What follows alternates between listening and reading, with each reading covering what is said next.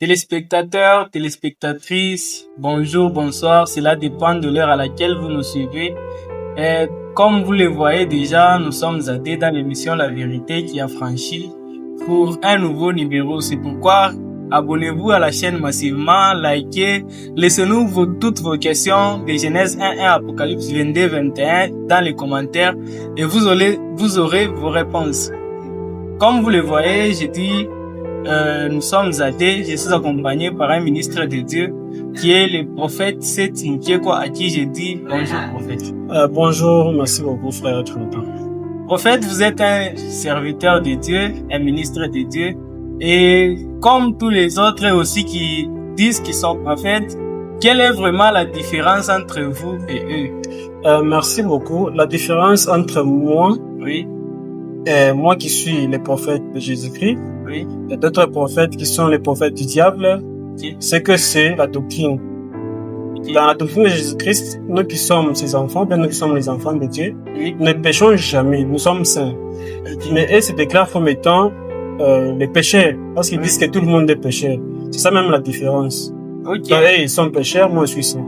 Ok, donc la différence, vous l'avez mis sur la vie de sainteté et exactement. La vie de péché. Parce que les pécheurs iront dans les feux éternels, les saints dans les vies éternelles. Bon, bien que tout le monde dise que nul n'est saint sur la terre, bon, sans vous prendre beaucoup de minutes, je vous laisse introduire les thèmes que vous avez préparés pour aujourd'hui. Merci beaucoup. Les thèmes que j'ai à préparer, c'est les sortes de morts. Donc, sortes de morts, c'est les thèmes que je dois parler aujourd'hui. Les sortes de morts, vous venez de l'entendre, et les thèmes que le prophète va développer aujourd'hui. C'est pourquoi n'hésitez pas à liker, à vous abonner à la chaîne et à partager la vidéo pour que aussi les autres puissent profiter de la connaissance. C'est pourquoi, prophète, vous pouvez déjà commencer avec. Merci beaucoup, Saint Jonathan. Merci. Je vais parler sur les sortes de morts. Déjà, je commence. Il y a 3 sortes de morts. Il y a la mort physique. Il y a la mort spirituelle. Et il y a la mort éternelle. Quand on parle de la mort physique, on voit d'abord ce qui entre en jeu par rapport à la chair. Donc nous avons l'esprit, l'âme et le corps. Donc l'homme est tripartite. L'homme est composé de 3 parties. Il y a l'esprit, il y a l'âme, il y a la chair. Maintenant, parlant de la mort physique, c'est la séparation de l'âme du corps. Donc lorsque l'âme sort du corps, là on parle de la mort physique. C'est-à-dire quand l'âme quitte la chair, directement l'esprit va à Dieu ou bien rentre à Dieu, l'âme là sera orientée dans le séjour des morts. Dans le séjour des morts, il y a 3 parties. Il y a les lieux de tourment, il y a l'abîme, il y a le paradis. Dans les lieux de tourment, il y a le pécheur qui meurt. La question que vous m'avez posée au début, la différence entre moi et d'autres prophètes, les soi-disant prophètes, c'est au niveau de la sainteté, au niveau de la doctrine. Ils disent que nul n'est saint. Comme ils sont pécheurs, s'ils mouraient, directement ils vont dans les lieux de tourment. L'endroit réservé aux pécheurs. Mais moi qui suis saint, si je mourrais, je vais dans le paradis. Bien, j'irai dans le paradis. Maintenant, dans l'abîme, il y a les anges qui avaient péché par vice contre la nature. Ils ont abandonné leur demeure pour venir prendre les femmes sur la terre. C'est écrit dans Genèse chapitre 6, à partir du premier verset. Maintenant, je dois éclaircir sur la mort physique. Donc, c'est-à-dire quoi? Nous qui sommes vivants sur la terre, que vous soyez pécheurs, que vous soyez saints, nous tous, nous avons 3 parties. La chair, l'esprit et l'âme. Donc si Jésus-Christ ne revenait pas, nous tous, pécheurs ou saints, nous mourrons. Nous tous. Mais si Jésus-Christ revenait, là il doit prendre les pécheurs. Il ne doit pas prendre l'église mais les pécheurs, parce que l'église ne sera pas enlevée. Ce sont plutôt les saints. Ce sont les saints. Je présente mes excuses. Il doit prendre les saints. L'église ne sera jamais enlevée. Ce sont les saints qui seront enlevés. Parce que ceux-là qui sont morts seront ressuscités, et ceux-là qui sont vivants ensemble, ils seront enlevés pour aller dans les airs. Maintenant, comme je dis que tous, que vous soyez pécheurs ou saints, tous, nous avons 3 parties. La mort physique, c'est la séparation de l'âme de l'homme, de l'âme de la chair, de l'âme du corps. Lorsque l'âme quitte, directement, l'esprit rentre chez Dieu, bien à Dieu, et l'homme ne va pas respirer, ne va pas vivre. La chair, en fait. La chair ne doit pas survivre, bien vivre. Alors, prophète, vous avez des soubassements dans la Bible ou bien toute cette connaissance, vous l'avez reçue par révélation quand vous êtes prophète, bien sûr? Oui, bon, j'ai des soubassements. Ok. Vous pouvez lire d'abord Matthieu chapitre 8, verset 22. Et puis, vous allez lire aussi dans Ecclésiaste chapitre 12, verset 8, 9. Nous allons lire Matthieu chapitre 8, le 22e verset, il est écrit. Oui. Mais Jésus lui répondit, suis-moi. Suis-moi. Et laisse les morts ensevelir leurs morts. Directement là, il y a deux morts. Bon, là, je vais reprendre ces versets même après parce que je dois parler directement de ces deux morts pour donner ces versets afin de l'expliquer. Oui. Ecclésiaste chapitre 12, verset 8, 9. Ecclésiaste chapitre 12, le 8e et le 9e verset, il est écrit. Oui. Avant que les cordons d'argent se détachent, oui. Que les vases d'or se brisent, oui. Que les seaux se rompent sur la source, oui. Que les seaux, et que la roue se casse sur la citerne. Oui. Avant que la poussière retourne à la terre. Avant que la poussière retourne à la terre, parce que oui. Ça c'est la chair, c'est la poussière. Ok. Dieu avait créé l'homme et puis il a formé l'homme. Ça, c'est la poussière. Ça vient de la formation. Il avait pris la poussière pour former l'homme. Okay. C'est ça la chair. Comme elle y était. Comme elle y était. Et que l'esprit retourne à Dieu. L'esprit retourne à Dieu. Qu'il a donné. Qu'il a donné, c'est ça. Et puis vous pouvez lire aussi 2 Corinthiens, chapitre 5, verset 10. Nous allons lire aussi 2 Corinthiens. Chapitre 5, verset 10. 2 Corinthiens, chapitre 5. Verset 10. Le 10e verset, il est écrit. Oui. Car il nous faut tous comparaître devant le tribunal de Christ. Oui. Afin que chacun reçoive selon le bien ou le mal qu'il aura fait, oui. étant dans son corps. Oui, ces versets-ci, on va les mettre ensemble avec Matthieu chapitre 8, verset 22. Prenons aussi Romains chapitre 8, verset 16. Romains chapitre 8, le 16e verset. Oui. Est écrit. Oui. L'Esprit lui-même rend témoignage à notre esprit. Vous voyez, il y a le Saint-Esprit qui rend témoignage à notre esprit. Quand vous avez lu Ecclésiaste chapitre 12, verset 9, là on a parlé de la chair et de l'âme, bien de l'esprit. Maintenant là-bas aussi on a parlé de l'esprit de l'homme. Vous voyez, il y a l'âme, il y a l'esprit de l'homme. Lisez aussi Marc chapitre 8, verset 36. Nous allons lire aussi Marc chapitre 8. Le 36e verset. Oui. Nous dit quoi? Marc chapitre 8, verset 36, il est écrit. Oui. Et que sert-il à un homme de gagner tout le monde? Et que sert-il à un homme de gagner tout le monde, s'il perd son âme? S'il perd son âme. Directement, on précise que l'homme a 3 parties. Ok. L'homme a l'âme, l'homme a la chair, et l'homme a l'esprit. Maintenant, l'homme là ne doit pas perdre l'esprit non plus la chair. Ce qu'il doit perdre, c'est l'âme. Si et seulement si l'homme là n'avait pas crié en Jésus-Christ. Donc directement, si l'homme mourait dans le péché, ce qu'il va perdre, ça sera l'âme. Ok, prophète, vous avez expliqué ce que c'est la mort physique, comme étant la séparation de la chair, de l'esprit et de l'âme. Oui. Maintenant, vous n'avez pas encore touché sur la mort spirituelle. Merci beaucoup. J'ai donc directement les versets, c'est dans Ephésiens chapitre 2, verset 1. Là, je prends la mort spirituelle. Ephésiens chapitre 2, verset 1. Le premier verset, il est écrit. Il est écrit. C'est là où il y a un problème. Vous étiez morts par vos offenses. C'est nous d'abord, pas vous qui êtes pécheurs, c'est nous d'abord. Nous étions morts par nos offenses. Et par vos péchés. Et par nos péchés. Nous étions morts par nos offenses, par nos péchés. Mais quand Paul dit vous étiez, ils sont vivants. Mais il dit vous étiez morts par vos offenses. C'est-à-dire, tout celui qui pêche aujourd'hui, il est maudit. Il est fils du diable. Il est mort. Selon Ephésiens chapitre 2, verset 1. Donc, nous étions morts. Vous venez d'affirmer que tous ceux qui vivent aujourd'hui disant qu'il n'y a pas de saints sur la terre sont morts. Non, c'est pas, ils sont même maudits. Ok. Oh, oui. Alors, expliquez encore davantage pour que nous puissions au moins avoir une idée claire de ce qui concerne la mort spirituelle. Merci beaucoup. Déjà, les versets est clair. Oui. Donc, c'est-à-dire quoi? Nous étions dans les péchés. Suite. le verset suivant. Le deuxième verset de Éphésiens 2, il est écrit. Oui. Dans lesquels vous marchiez autrefois. Dans lesquels nous marchions autrefois dans les péchés, on mentait, on trichait à l'école, on faisait n'importe quoi parce que nous étions pécheurs ou bien nous fûmes pécheurs. Selon les trains de ce monde. Selon les trains de ce monde, selon la conduite du diable. Selon les princes de l'air. Tout ce que vous faites là, vous êtes conduit par les trains de ce monde, par les princes de l'air.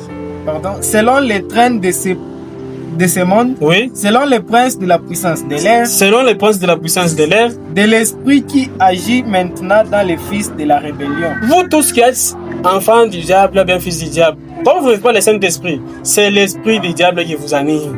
Okay. C'est son esprit. Tout celui qui pêche, tout celui qui dit que nul n'est saint sur la terre, oui. Tout le monde est pécheur. Donc vous êtes conduit par l'esprit du diable. C'est bien lui qui vous anime. C'est pourquoi vous dites que nul n'est saint, tout le monde est pécheur. Et puis vous qui parvenez à dire qu'un enfant de Dieu peut pécher, vous êtes maudit. Vous avez dit qu'un enfant de Dieu peut pécher.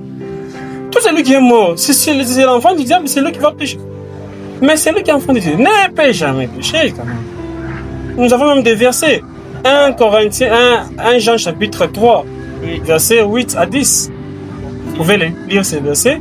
Et puis 1 Jean chapitre 5, versets 16 à 18. Nous allons lire 1 Jean chapitre 3. Verset 8. Le 8e verset, il est écrit. Oui, il est écrit. Celui qui pêche est du diable. Celui qui pêche est du diable parce qu'il est déjà mort spirituellement. Car le diable pêche dès le commencement. Car le diable pêche dès le commencement. Le Fils de Dieu apparut afin de détruire les œuvres du diable. Le Fils de Dieu apparut afin de détruire les œuvres du diable. Quiconque est né de Dieu ne pratique pas le péché. Quiconque est né de Dieu ne pratique pas le péché. Si vous allez dire, oh, là c'est la pratique, là c'est la pratique, c'est pas grave. 1 Jean 5, 18. 1 Jean chapitre 5, le 18e verset, il est écrit. Oui.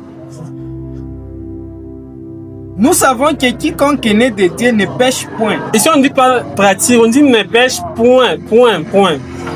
Ne pêche point. Reprenez les versets. 1 Jean chapitre 5, 1 Jean chapitre 5, verset 18, il est écrit, oui. Nous savons que quiconque est né de Dieu ne pêche point. Nous savons que quiconque est né de Dieu ne pêche point. Mais celui qui est né de Dieu se garde lui-même. Celui qui est né de Dieu se garde lui-même. Et les malins ne le touchent pas. Et les malins ne le touchent pas. Jamais. On ne peut jamais craindre les démons, on ne peut jamais craindre le diable, on ne peut jamais craindre les sorciers. Toi, comment tu peux craindre les sorciers? Et les malins ne les touchent pas. Là, c'est la mort spirituelle. Donc, vous allez me donner 1 Jean chapitre 1. Oh, dans 1 Jean 1, on a dit tout celui qui dit qu'il n'a pas de péché fait de Dieu mentir. Je vous donne déjà d'avance pour ne pas répondre ça après. Dans 1 Jean chapitre 5, vous allez commencer à partir du verset 5 ou 6. En ça. Là, il y a deux catégories de gens. Il y a ceux-là qui sont dans la lumière et ceux-là qui sont dans les ténèbres. Ceux-là qui sont dans la lumière, comment ils peuvent dire qu'ils ont du péché mais ils sont dans la lumière? Maintenant, c'est ceux-là qui sont dans les ténèbres. S'ils disaient qu'ils n'ont pas de péché, ils font de Dieu mentir. Là, ils mentent. Maintenant, regardez. Dieu dit qu'il va pardonner ceux-là qui sont dans les ténèbres lorsqu'ils prendront la décision. Maintenant, quand Dieu va te pardonner, tu seras qui? Tu seras son nom. Si Dieu te pardonne, tu es pécheur. À quoi bon de recevoir le pardon de Dieu? Quand Dieu te pardonne, tu es qui? Tu es comment? Tu dois être saint ou pécheur? Oh, tout le monde est pécheur, nul n'est saint. Alors, quand Dieu vous pardonne, vous devenez qui ou comment? Je ne sais pas. Vous devenez quoi alors? Si vous devenez saint, non, les saints existent. Acte chapitre 8, verset 32. Nous allons lire aussi. Acte chapitre 9, verset 32. Acte chapitre 9, verset 32. Le 32e verset, il est écrit. Oui, il est écrit. Comme Pierre visitait tous les saints. Comme Pierre visitait tous les saints. Les saints existent. Okay. Tout celui qui va dire que les saints n'existent pas, tout le monde est pécheur. C'est vous qui êtes pécheur. C'est toi qui es pécheur. Si tu mourrais directement, tu te fais éternel. Il descendit aussi vers ceux qui demeuraient à Lydde. Oui, il a visité les saints. Donc les saints existaient, les saints existent. Donc tout celui qui est pécheur ira dans les feux éternels. C'est-à-dire quoi? Comme tu es mort spirituellement, oui, mais tu es vivant physiquement. Lorsque tu seras mort physiquement, là, c'est-à-dire quoi? Là, on va parler maintenant de la mort éternelle. Là, je pense que je viens de parler de la mort physique et aussi de la mort spirituelle. Les versets que j'avais donnés, c'était le Matthieu chapitre 8, verset 22. J'avais dit que je vais les mélanger. Okay. On va lire aussi Matthieu chapitre 8, verset 22. Le 22e verset, il est écrit. Oui. Matthieu 8, 22. Oui. Mais Jésus lui répondit. Suis-moi. Et laisse les morts ensevelir leurs morts. Et laisse les morts ensevelir leurs morts. Pour comprendre qu'il était mort physiquement, les messieurs, les papas de ces messieurs, tu peux commencer à partir du verset 21. Matthieu 8, 21, il est écrit. Oui. Un autre. D'entre les disciples lui dit. Seigneur. Dans les deux disciples, lui dit Seigneur. Permets-moi d'aller d'abord ensevelir mon père. Son père était mort physiquement. Il a dit Seigneur, permets-moi d'aller ensevelir mon père. Jésus lui répondit. Suis-moi. Et laisse les morts ensevelir leurs morts. Laisse les morts spirituels ensevelir leurs morts physiques. Laisse les morts spirituels ensevelir leurs morts. C'est ce qu'on dit en Swahili. Donc, prophète, par la mort spirituelle, vous venez de contredire beaucoup de grands pasteurs, des grands serviteurs, des serviteurs puissants qui se répandent tous les dimanches et qui disent qu'il n'y a point de saint sur la terre. Donc, vous venez de les contredire pour dire tout cela, ce sont des morts spirituelles. Ce sont ceux qui nous contredisent. Parce que c'est la Bible qui a commencé à vendre leurs paroles. Nous sommes dans les Écritures, dans les Saintes Écritures. Donc, quand ils disent que nul n'est saint sur la terre, tout le monde est pécheur. Ce sont eux qui sont pécheurs. Pas tout le monde. Dans tout le monde, là, moi, je ne suis pas là. Parce que moi, je suis saint. Ce sont eux. Il ne faut pas qu'ils puissent me mettre moi dans leur tout le monde là. Moi, je ne suis pas dans tout le monde là.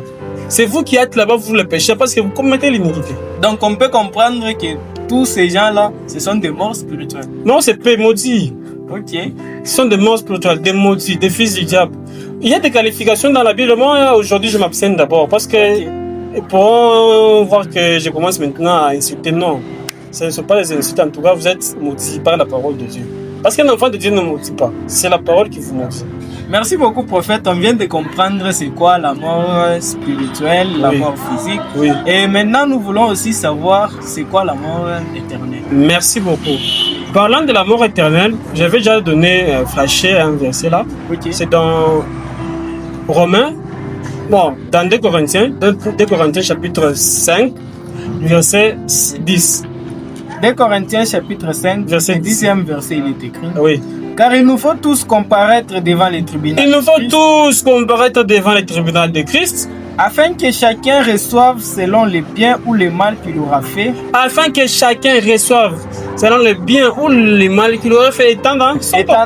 C'est sur la terre.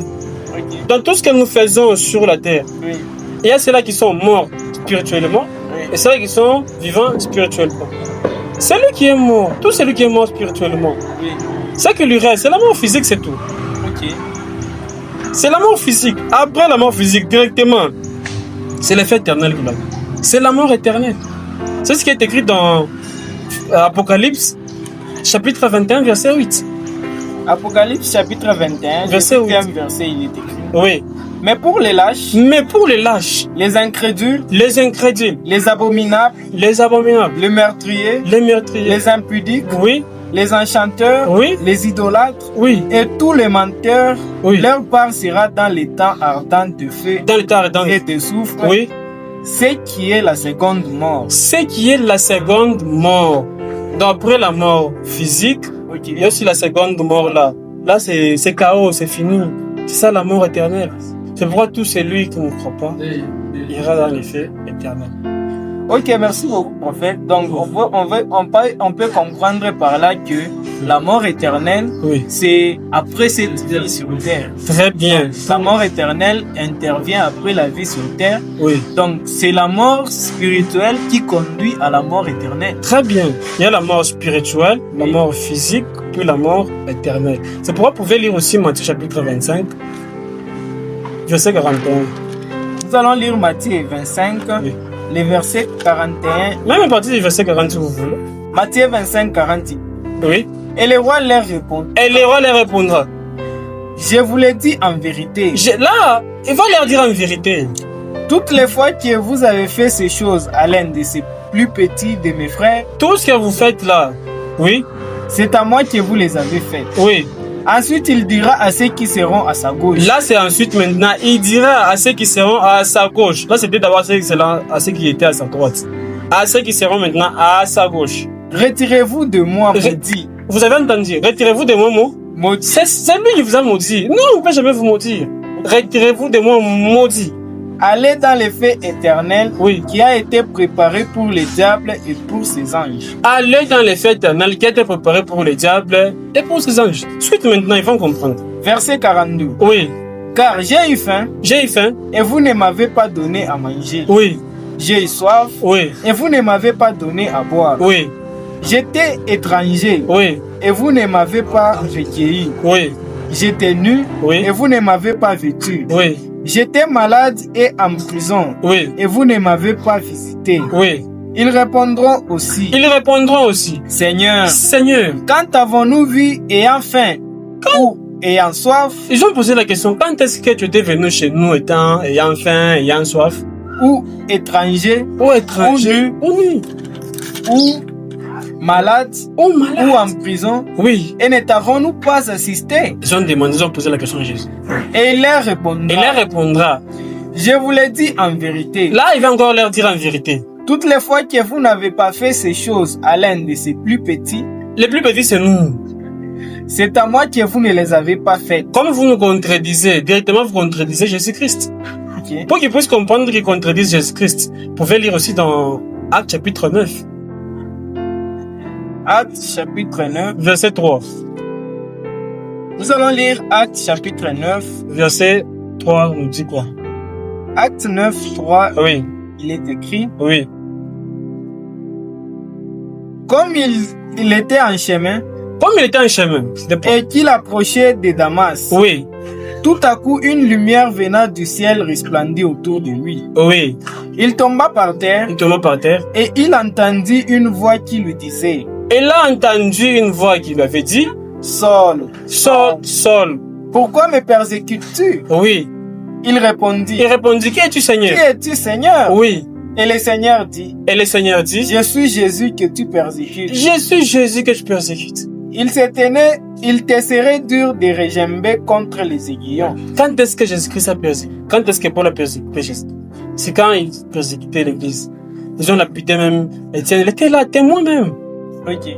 Même là, il prenait des lettres pour aller lapider d'autres personnes, d'autres saints. Parce que les saints étaient là. Maintenant, en conclusion, je vais dire ceci. Oui. Il y a 3 morts, 3 sortes de morts. Il y a la mort physique. Oui. Là, c'est pour tout le monde. Que vous soyez saint ou pécheur, la mort physique est là. Comme Moïse était mort physiquement, Noé et d'autres personnes là, ils étaient morts physiquement. Étienne était mort physiquement. Oui. Paul était mort physiquement. Oui. Pierre aussi. Même Marie, parce qu'on n'a pas donné les versets disant que Marie était enlevée. Non. Ceux-là qui étaient enlevés, il y a Élie et Enoch. Maintenant, comme il y a la mort physique, un autre verset, c'est Hébreux chapitre 9, verset 27. Nous allons lire aussi Hébreux. Chapitre 9, verset 27. Hébreux 9, 27, oui. Il est écrit. Oui.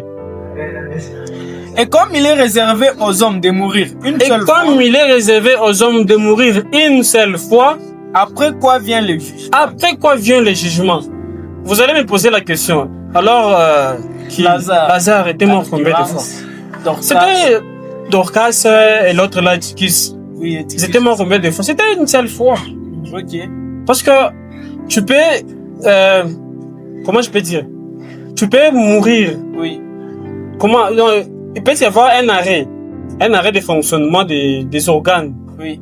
Mais Dieu n'a pas encore conduit ton âme dans les séjours des morts. Oui. Là, on va parler de la mort par rapport à ce qu'on voit.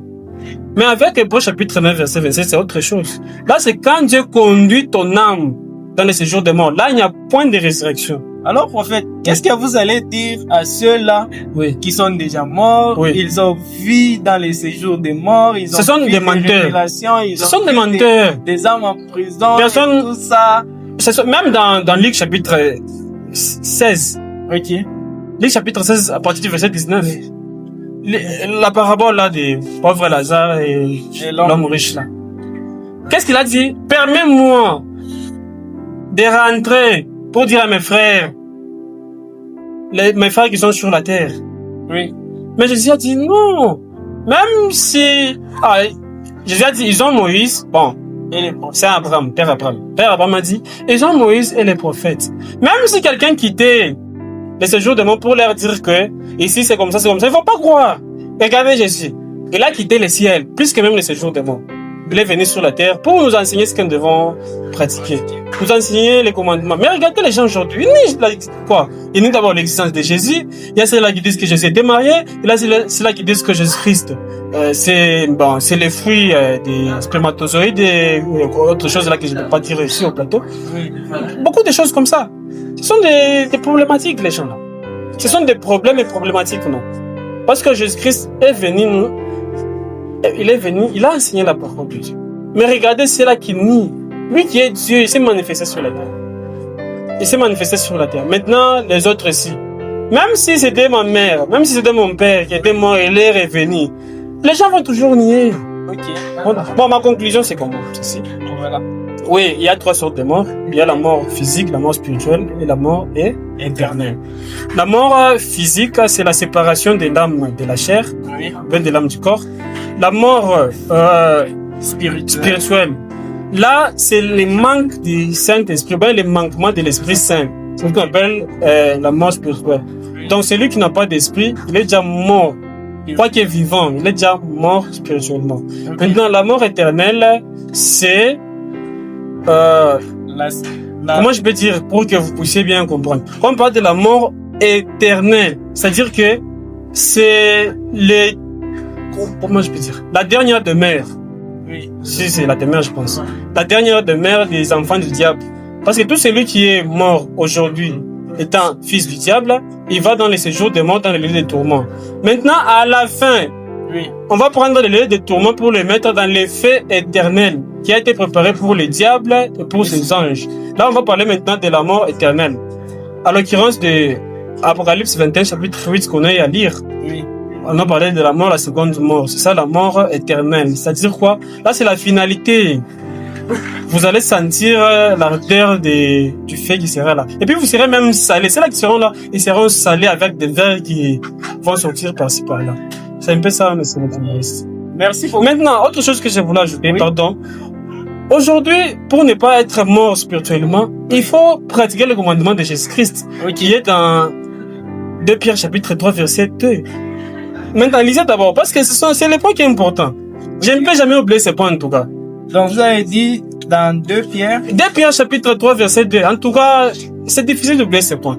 2 Pierre chapitre 3. 2 Pierre chapitre 3, verset 2, là, il y a beaucoup de choses... Le deuxième verset, il est écrit. Oui. Afin que vous vous souveniez des choses annoncées d'avance... Oui. Par les saints prophètes... Oui. Et du commandement du Seigneur et Sauveur. Et du commandement du Seigneur et Sauveur. Enseigné par vos apôtres. Enseigné par vos apôtres. Donc les apôtres nous ont enseigné les commandements. C'est faire tresser. C'est un péché. Donc toi qui devais tresser, tu es maudite. Si tu es une femme, même les hommes aujourd'hui commencent à se faire tresser. Vous êtes maudits. D'abord si la femme est maudite parce qu'elle se fait tresser, alors toi. Ok. Toi qui refuses d'aller à l'église. Oui. Au moins en tout cas, mon corps c'est ça l'église. Tu es maudit. Ok. Dans Actes chapitre 2 verset 47. Le Seigneur a ajouté à l'église, chaque jour c'est là qui t'est sauvé. Oui. Tu es maudit. Toi qui mets des mini-jupes, collants, toi une femme, tu es maudite. Okay. L'homme qui marche en culotte, c'est cinglé là, culotte cinglée, tu es maudit. Tu es maudit. Tu as des longues chevelures là, des longues chevelures en fait. Des longs cheveux, des longues chevelures. Toi homme, tu es maudit. Tu es femme, tu te rases les cheveux, tu es maudite par la parole. Toi qui entres dans une assemblée, tu refuses de mettre les foulards, qu'on appelle mouchoir de tête. Donc tu es maudite. Toi une femme qui enseigne, tu es maudite. Une femme ne peut jamais enseigner, tu es maudite. Vous qui dites que non, les jours seulement samedi, c'est ça les jours de notre culte, vous êtes maudits. Vous qui dites que non, nous, on ne peut pas construire... Nous suivons le modèle de Jésus, seulement à l'air libre là, nous allons mettre des manteaux, nous allons couper les cheveux, même les femmes, nous allons les raser leurs cheveux. Vous êtes des maudits. Il y a beaucoup de tombeaux blanchis, vous êtes des tombeaux blanchis, beaucoup de tombeaux blanchis. Toi qui insultes, qui triches à l'école, tu es maudit. C'est ça la parole. C'est la parole. Donc, merci beaucoup. Toi qui changes de sexe, homosexuel, tu changes de sexe, tout ça, tu fais des opérations là, BBL, maudite, maudit. Oui, merci beaucoup. Donc, merci beaucoup, prophète. dans votre conclusion, vous avez soulevé de très grands points, de très grands thèmes qui peuvent venir à l'avenir. C'est pourquoi nous allons encore vous appeler pour que vous puissiez encore nous parler sur des points que vous venez d'évoquer dans votre conclusion. Merci d'avoir accepté notre invitation. Merci beaucoup. Et j'ajoute encore un point. Et toi qui baptises un bébé, tu es maudit. Et vous qui baptisez 3 fois dans l'eau, au nom du Père dans l'eau, du Fils et du Saint-Esprit, vous êtes aussi maudit. Merci beaucoup. Ça, c'est bien toi qui pêches. Un enfant de Dieu ne pêche pas. Vous ne faisiez que d'ajouter le comble sur ce que vous avez encore déjà dit. Effectivement. C'est pourquoi nous allons encore faire encore d'autres numéros comme celle-ci. C'est pourquoi restez scotchés sur la chaîne. Abonnez-vous, partagez la vidéo, likez. D'ici là, portez-vous bien. Bye et à la prochaine.